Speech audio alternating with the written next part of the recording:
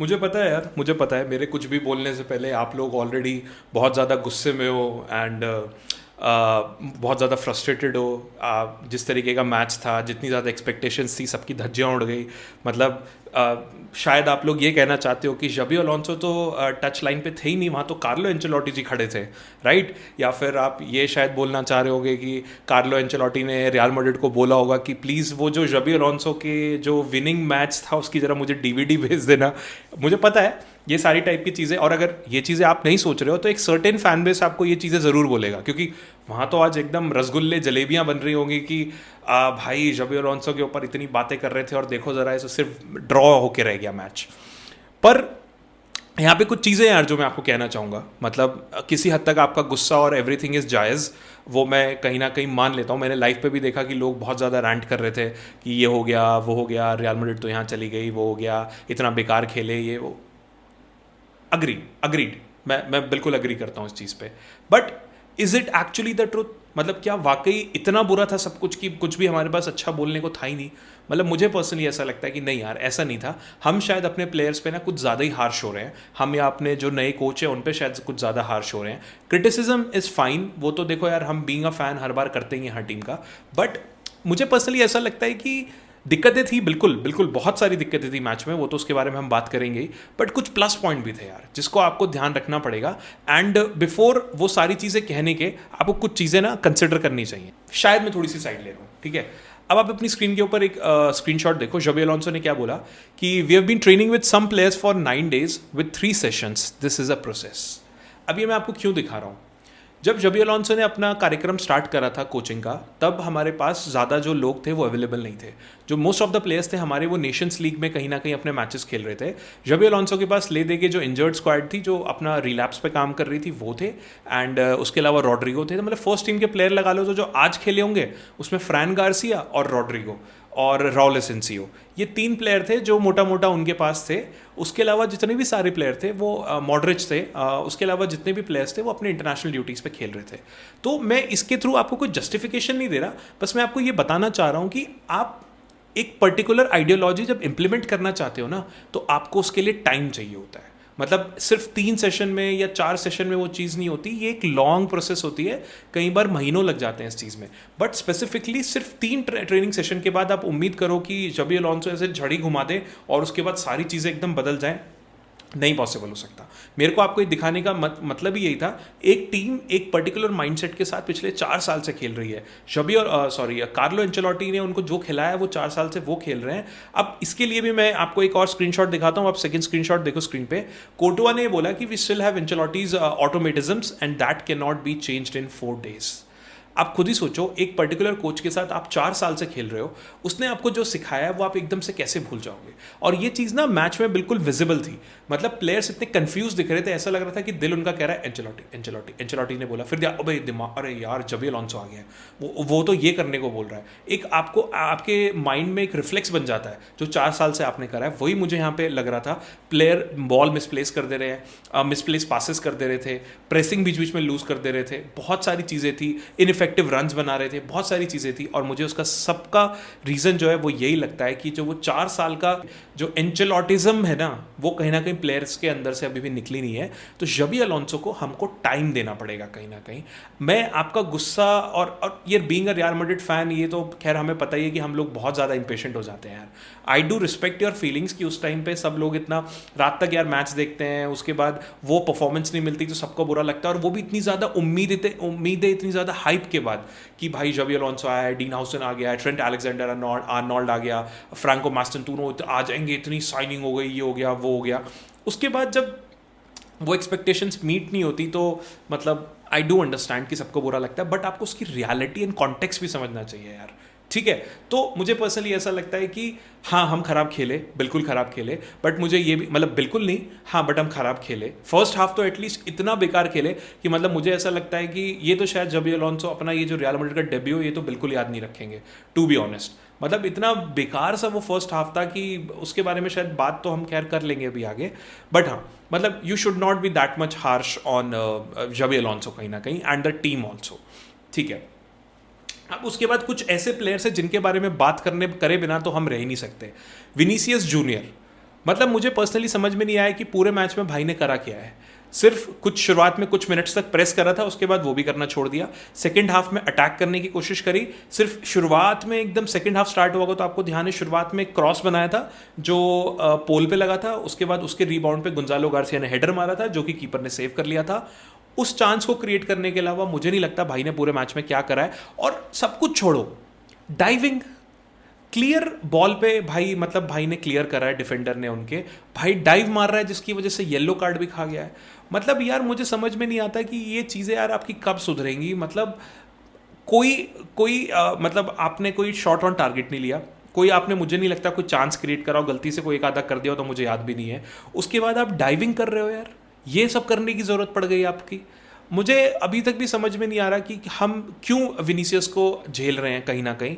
मतलब अगेन मुझे अभी भी ऐसा लगता है कि ठीक है चलो यार, अभी रेस्टेड नहीं है, अभी ब्राज़ील से खेल के आया है, अभी जावी अलोंसो धीरे धीरे चीज़ें बताएंगे तो सीख जाएगा, ये वो हो गया भाई। मतलब कब तक ये होता रहेगा, अभी देख लेते हैं, एक दो मैच और देख लेते हैं, चलो ठीक है। हो सकता है कुछ लोग कमेंट करेंगे कि यार इट्स टू अर्ली टू जज विनीसियस एंड ऑल दैट, ये सब तो मुझे नहीं पता यार। मतलब वर्स्ट विनीसियस, पर खैर मुझे तो आदत हो गई है बोलने की।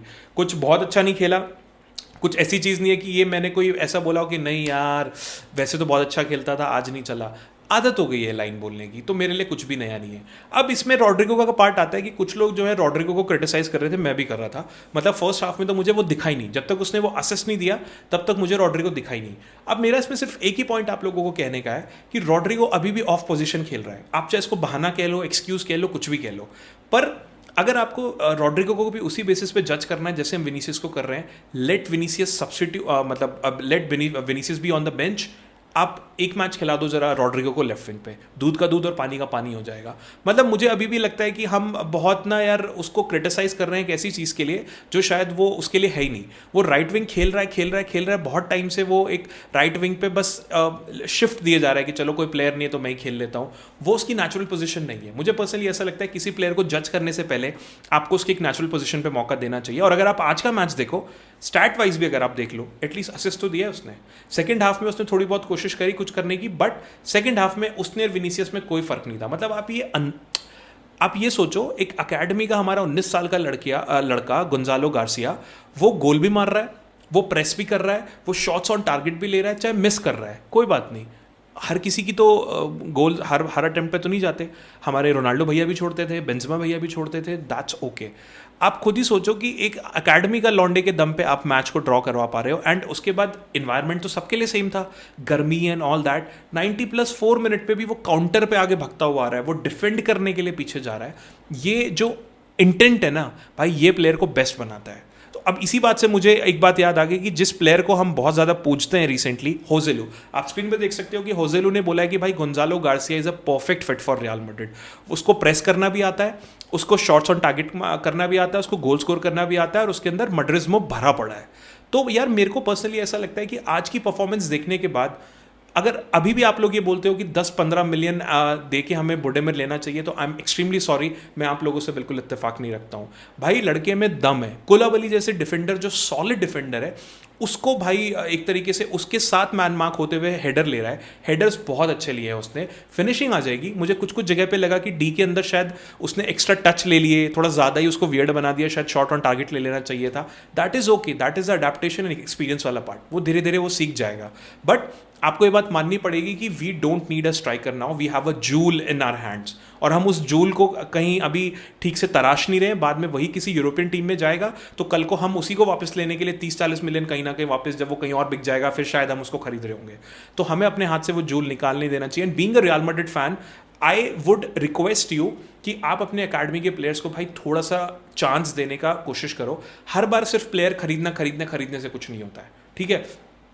कहीं जहाँ पे ज़रूरत होती है वहाँ पे आपको खरीदना चाहिए। राइट बैक पे हमारे लिए कोई ऑप्शन नहीं था, हमने ट्रेंट अलेक्जेंडर ले लिया। सेंटर बैक के लिए हमारे पास इवन दो ऑप्शन थे बट वो इंजर्ड थे, तो हमने डीन हाउसन को ले लिया कहीं ना कहीं, ठीक है। स्ट्राइकर के तौर पे अभी आपको एंड्रिक आपके पास है, तो एंड्रिक तो अभी कम से कम 2 महीने के लिए इंजर्ड है, बट आपके पास एक जूल आपके हाथ में है जिसने आज गोल मार के अपने आप को प्रूव करा है, ठीक है, तो आप ये नहीं बोल सकते कि भाई गोंजालो गार्सिया की जगह हमें एक स्ट्राइकर की जरूरत है।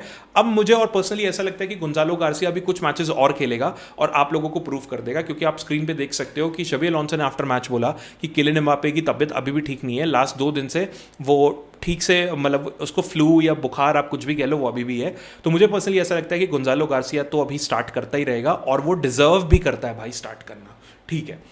तो ये थी कुछ उन प्लेयर्स की बात जिनके बारे में मुझे बात करनी थी। उसके बाद मैं आपसे एक चीज़ के बारे में बात करना चाहूँगा, विच इज़ राउल असेंसियो। बहुत ही बेकार पेनल्टी थी यार, मतलब मुझे समझ में नहीं आता, रेफरी आपके सामने खड़े हैं और आप इतना बेकार तरीके से डी के अंदर टैकल कर रहे हो एंड मतलब पुश कर दे रहे हो, कुछ भी कह लो। एंड जबी अलॉन्सो ने भी ये चीज़ बोली थी कि भाई he could have avoided that, but match बहुत अच्छा स्टार्ट किया था राउल असेंसियो ने। बट मुझे पर्सनली ऐसा लगता है कि राउल असेंसियो की ना एक हैबिट हो गई है कहीं ना कहीं, थोड़ा सा ये वियर्ड से फाउल करने की, और ये थोड़े से डिफिकल्ट पोजीशन में होते हैं जहाँ पे पेनल्टीज वगैरह मिलने के चांसेस बहुत ज़्यादा होते हैं। फर्स्ट टू क्लैरिफाई, जो लोग ये बोल रहे थे कि यार मतलब राउल असेंसियो को सिर्फ इसलिए सब्स्टिट्यूट कर दिया क्योंकि उसको पनिशमेंट दी है, क्योंकि उसने पेनल्टी दे दी रियल मैड्रिड को, फलाना डिकाना और ये सब वाली चीज़ें, तो मैं उनको जो है स्क्रीन पे दिखा दूँ कि असेंसियो वॉज ऑन एंटीबायोटिक्स। उसकी भी तबीयत खराब थी, बस वो एंटीबायोटिक्स लेके एटलीस्ट हमारे लिए फर्स्ट हाफ निकाल रहा था जैसे तैसे करके। तो ये कोई पनिशमेंट नहीं है। आई पर्सनली बिलीव कि जबी Alonso is not that kind of manager. ये गलतियां जो सबके साथ होती हैं, क्या हमारे रामोस ने नहीं करी, क्या हमारे पेपे ने नहीं करी, सब करते थे भाई एक टाइम पे। तो दैट इज़ ओके, यही शायद एक्सपीरियंस धीरे धीरे आना कहीं ना कहीं वो सीखेगा। बट हाँ, मुझे पर्सनली ऐसा लगता है कि जो हमारा फर्स्ट हाफ था वो ओवरऑल स्लगिश था भाई। अगर आप शुरुआत के कुछ मिनट देखो, 2 मिनट के अंदर शॉट ऑन टारगेट, आप खुद ही अंदाज़ा लगाओ। मतलब ये जो हमारी डिफेंस लाइन थी ना, वो पूरी की पूरी स्लगिश थी कहीं ना कहीं। डीन हाउसन शुरुआत में ऐसा लग रहा था कि भाई इस बंदे का कॉन्फिडेंस ही चला गया है। मतलब जिस तरीके से वो बॉल को क्लियर कर रहा था, जिस तरीके से वो बॉल को पास कर रहा था, मतलब मुझे तो भाई कहीं ना कहीं नहीं लगा कि डीन हाउसन वो है जो हमने बॉर्नमथ से साइन करा है। बट इवेंचुअली उसने वो कॉन्फिडेंस वापस लिया एंड मुझे पर्सनली ऐसा लगता है कि सेकेंड हाफ में one of the best player था वो ऑन द बॉल। आगे तक जाके खेल के आ रहा था, आपके लिए पासेस क्रिएट कर रहा था, आपके लिए उसने की पास क्रिएट किया एंड फाइनल मोमेंट पे बॉल बस थोड़ी सी रह गई, नहीं तो वो गोल भी आपके लिए स्कोर कर देता। तो सारे नेगेटिव्स में जो भी नेगेटिव्स रहे हों, उसमें Dean Huijsen is the most positive I have ever seen too, मतलब आई हैव सीन टुडे कहीं ना कहीं, ठीक है। तो डीन हाउसन भाई, hats off to be honest, what a fantastic performance. वहीं साथ के साथ आपके लिए एक और चीज़ मैं करना चाहता हूँ जिसके लिए आप लोग मुझे बहुत गालियाँ दोगे, शायद मुझे ऐसा लगता है, विच इज़ फ्रैन गार्सिया। मुझे समझ में नहीं आता कि आप लोग अभी भी फ्रैन गार्सिया को जो उसकी ड्यू रिस्पेक्ट है वो क्यों नहीं देते हो यार। आप स्क्रीन पे देख सकते हो फ्रैन गार्सिया ने जो परफॉर्मेंस दी है, not a single time he was dribbled past. और आप ये चीज़ मत भूलो कि जो पेनल्टी वेलवर्डे ने मिस करी है, जिसके बारे में मैं जानबूझ के बात नहीं कर रहा हूँ, क्योंकि मुझे लगता है कि Valverde would be the last guy जिसको मैं कहीं ना कहीं क्रिटिसाइज करूंगा। मुझे नहीं लगता कि वेलवर्डे को क्रिटिसाइज करने की जरूरत है, just a normal human mistake. सबके साथ हुई है, रोनाल्डो के साथ भी हुई है, बेंजेमा के साथ हुई है, मेसी के साथ हुई है, सबके साथ होती है, ठीक है। तो मैं उसके बारे में बहुत ज़्यादा बोलना नहीं चाहूँगा। तो अगर आप फ्रैन गार्सिया को देखो भाई, he had a fantastic match. मुझे पर्सनली ऐसा लगता है कि लोग हाइट के ऊपर बोल रहे थे, अरे यार हाइट से क्या लेना देना है, मार्सेलो की कितनी हाइट थी, क्या मार्सेलो हमारा बेस्ट फुल बैक नहीं था? फिलिप लाम की कितनी हाइट थी, क्या फिलिप लाम क्या कोई बेकार प्लेयर हो गया? आप लोग, मुझे समझ में नहीं आता, कुछ लोग फ्रैन गार्सिया को, एक ने मुझे लाइव में बोला था कि जिसको लगता है फ्रैन गार्सिया अच्छा खेला है उसको फुटबॉल नॉलेज नहीं है। I am extremely okay with that. मुझे शायद फुटबॉल नॉलेज नहीं होगी, I am fine with that. But stats तो आपके लिए बोल रहे हैं, आप स्टैट्स तो देख सकते हो। 94% एक्यूरेट पासेस, 1 की पास, लॉन्ग बॉल जो है 1 एक्यूरेट दी, बाकी मिस कर गया। उसके अलावा 3 टैकल करे, 3 क्लियरेंसेस करी, लास्ट मैन टैकल कर रहा है और ओवरलैप रन्स बना रहा था यार। और आपको क्या चाहिए एक लेफ्ट बैक से? उसकी हाइट को क्या चाटना है आपको? आप उसका गेम देखो ना भाई। मुझे पर्सनली ऐसा लगता है कि आपको फ्रैन गार्सिया से थोड़े दिन और काम चलाना पड़ेगा, क्योंकि मॉन्डी एटलीस्ट अक्टूबर तक नहीं आ रहे। तो हाइपोथेटिकली अगर अल्वारो करेरास की डील नहीं होती है तो फ्रैन गार्सिया आपको एक स्टार्टर के तौर पे मिलेंगे। एंड मुझे पर्सनली ऐसा लगता है कि वो डिजर्व करते हैं to be a starter after this match. Please मुझे कमेंट करके बताना कि ये स्क्रीनशॉट भी देखने के बाद आपको क्या लगता है कि फ्रैन गार्सिया ने ऐसी क्या गलती करी पूरे मैच में जो आप बोलो कि उसकी साइड से कोई चांस बनाए, उसने कोई मिस इंटरप्रिटेशन कर दी, उसकी वजह से गोल पड़ गया, कुछ भी क्या है, प्लीज़ मुझे कमेंट करके यहाँ पे बताना, ठीक है। तो ये कुछ चीज़ें थी जो मुझे प्लेयर्स के बारे में बात करनी थी। उसके अलावा Trent had a very good match. बहुत ज़्यादा क्रॉसेस भाई ने लो क्रॉसेस देने की कोशिश करी, बट शायद बहुत ज़्यादा तेज हो गए थे कहीं ना कहीं. बट येस, ट्रेंट का डिफेंडिंग का प्रॉब्लम भाई मुझे दिख गया. कम से कम 3 time he was dribbled past. और जो पहला गोल अल हिलाल ने मारा था जो ऑफ साइड हो गया था, वो बॉल भी कहीं ना कहीं ट्रेंट अलेक्जेंडर ने लूज करी थी, जिसकी वजह से वो गोल पड़ा था. तो जबी अलोंसो को ये चीज़ देखनी पड़ेगी कि Trent Alexander is leaving space behind. ये प्रॉब्लम शायद आप लोगों ने ध्यान नहीं दी होगी. आप मैच के हाईलाइट्स देखना, आपको दोबारा दिख जाएगा. मैंने भी हाईलाइट्स में ये चीज़ नोटिस करी, और मुझे पर्सनली ऐसा लगता है कि जबी अलोंसो ने ये चीज़ देख ली होगी. कुड बी अ रीज़न कि शायद 65 मिनट में उनको सब्सटीट्यूट करा, बट गर्मी भी रीज़न हो सकती है कि बहुत ज़्यादा गर्मी पड़ रही थी तो इंजर्ड ना हो जाए. बट हाँ, डिफेंडिंग अभी भी कहीं ना कहीं प्रॉब्लम है ट्रेंट की. But offence wise he was too good. बहुत ज़्यादा लो क्रॉसेज उन्होंने दिए, सब कुछ फैंटास्टिकली दिया, बट नहीं स्कोर कर पाए हम. ठीक है, तो जो फर्स्ट हाफ रियल मैड्रिड ने जितना घटिया खेला था, सेकंड हाफ में उतनी अच्छी इंटेंसिटी से रियल मैड्रिड खेली. तो मुझे कोई प्रॉब्लम नहीं है भाई, टू बी ऑनेस्ट, जिस तरीके से रियल मैड्रिड ने मैच खेला. अगेन आप ये चीज़ समझो कि ये सिर्फ एक ट्रांजिशन फेज है. ठीक है, मैं आपको एक स्क्रीनशॉट दिखाता हूँ कल की प्रेस कॉन्फ्रेंस का. आप एक बार वो स्क्रीन पे देखो जो जबी अलोंसो ने बोला था, we will be much better at the end of the tournament then our first game. ठीक है, सो मुझे पता है कि आज कुछ चीज़ें हैं जो बिल्कुल ठीक नहीं हुई. प्रेसिंग एक ऐसी चीज़ है जो आज मुझे बहुत अच्छी देखने को मिली, जो कभी मुझे कार्लो एंचेलोटी के एरा में देखने को नहीं मिलती थी. जो पहला गोल हमारा पड़ा, typical text book counter attack. Trent ने आई गेस बॉल छीनी थी, उससे विनीसियस पे गई, विनीसियस से रॉड्रिगो पे गई, लो क्रॉस पड़ा and goal, just like Jose Mourinho's era. तो यार ये कुछ कुछ चीज़ें हैं जो आपको देखनी पड़ेंगी कि बहुत अच्छी हुई है. काउंटर टाइप गेम देखने को मिला, प्रेसिंग देखने को मिली. इवन हमारे अटैकर्स ने भी प्रेसिंग करी, गोंजालो गार्सिया तक ने प्रेसिंग करी. उसके बाद सेकंड हाफ में आपने चांसेस क्रिएट करे. Still midfield is the problem, जहाँ पे वो ब्रेन नहीं मिल रहा है जो बॉल की क्रिएटिविटी को कहीं ना कहीं इंप्रूव करे. मैं बिल्कुल मान रहा हूँ उस चीज़ को, बट आप ये नहीं बोल सकते हमने पेनल्टी मिस करी है, हमारे 2 चांसेस पोल पे लगे हैं. उसके अलावा तो आप ये नहीं बोल सकते कि हमारा मैच बेकार था, क्योंकि हम जस्ट फाइनली हम गोल नहीं स्कोर कर पाए. दैट डजंट मीन कि this was a bad match. ठीक है, so I just want to request you guys कि हैव सम पेशेंस एंड इतनी जल्दी क्रिटिसाइज डोंट जंप एकदम से ऐसे कि नहीं ये तो बेकार है, रियल मैड्रिड ये हो गया, वो हो गया, ऐसा हो गया. गिव प्लेयर सम टाइम यार. अगर ये चीज़ें आपको ला लीगा में भी होती दिखे ना, then I will be with you. मैं सबसे पहले क्रिटिसाइज करूंगा इन सारी चीज़ों के लिए. बट अभी मैं एक लिमिटेड क्रिटिसिज्म रखना चाहता हूँ. मैं एक फुल फ्लेज क्रिटिसाइज नहीं कर रहा हूँ पूरी परफॉर्मेंस को. मैं बहुत हद तक क्रिटिसाइज करना चाहता हूँ विनीसियस को, कहीं ना कहीं रॉड्रिगो को, कहीं ना कहीं डिफेंस को. तो मैं इन सारी चीज़ों को कहीं ना कहीं क्रिटिसाइज कर रहा हूँ. But overall it was not a bad match.